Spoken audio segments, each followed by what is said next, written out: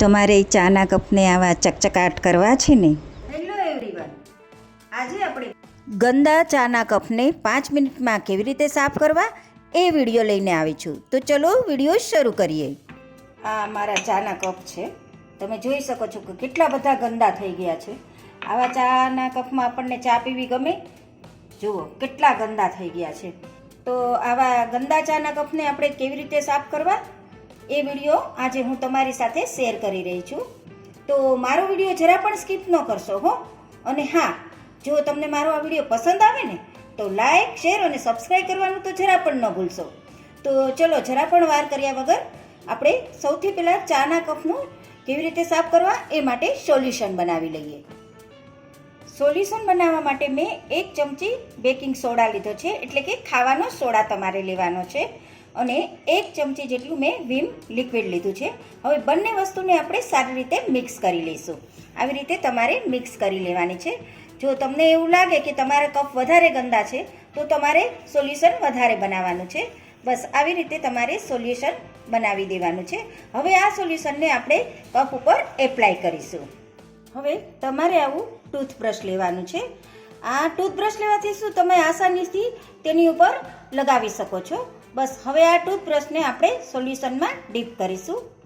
આવી રીતે તમારે સોલ્યુશન લઈ લેવાનું છે બ્રશ ઉપર, અને પછી તમારે જ્યાં મેલ છે ત્યાં આવી રીતે લગાવી દેવાનું છે. બસ બીજું કશું તમારે કરવાનું નથી.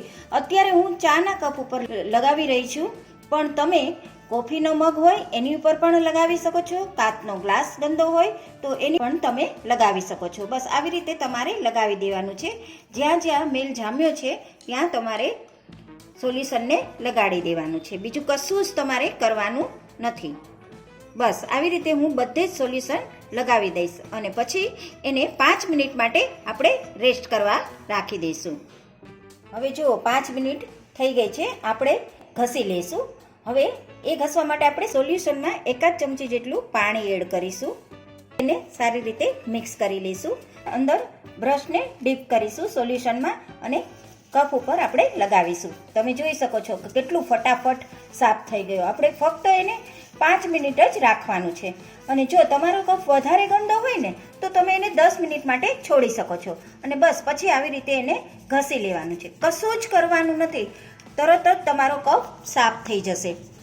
બસ આવી રીતે તમારે સોલ્યુશનને બનાવી અને લગાવી દેવાનું છે. તમે જોઈ શકો છો કે કેટલો મારો કાચનો કપ ગંદો હતો, કેવો સરસ નવા જેવો થઈ ગયો ને.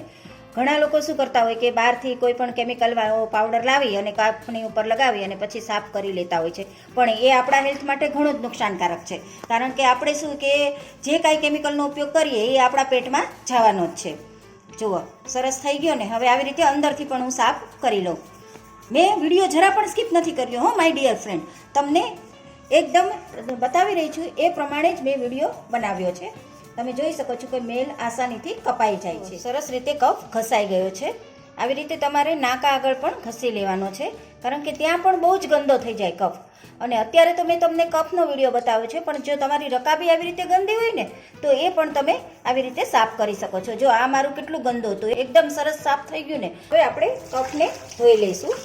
છે ને એકદમ આસાની ટ્રીક, જરૂરથી એકવાર ફોલો કરજો. અને જો તમને મારો આ વિડીયો પસંદ આવે ને તો જરૂરથી તમારા ફેમિલી અને ફ્રેન્ડ્સમાં શેર કરજો. જો તમે જોઈ શકો છો બહારથી અને અંદરથી એકદમ કપ મારો નવા જેવો થઈ ગયો ને. તો મારા ચાના કપ થઈ ગયા ને ચકચકાટ. અત્યારે મેં તો વિમ લિક્વિડનો ઉપયોગ કર્યો છે, પણ તમારી પાસે જો વિમ લિક્વિડ ન હોય ને તો તમે સાબુ અથવા તો કોઈ પણ લિક્વિડનો ઉપયોગ કરી શકો છો. તો હવે હું તમને મળીશ મસ્ત મજાના નવા વિડીયોની સાથે. Bye bye.